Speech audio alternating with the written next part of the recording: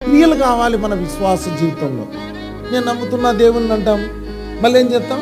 ఏమో జర ఆగు చూద్దామంటాం కదా.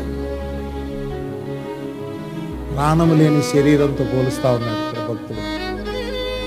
ప్రాణము లేని శరీరం ఎలాగ మృతమో, విశ్వాసము లేని, క్రియలు లేని విశ్వాసం కూడా మృతమే అంట. అది మన లోపం. క్రియలు కనపడడంలే. నోవాకు చెప్పాడు కదా, ఓడగట్టు అన్నాడు. అప్పటి వరకు వర్షమే తెలియదు. వర్షం అంటే తెలీదు. ప్రళయం వస్తుంది, ఓడగట్టుకో అంటే ఓడగట్టుకున్నాడు. అందరూ పిచ్చోడు అనుకున్నారు నోవాను.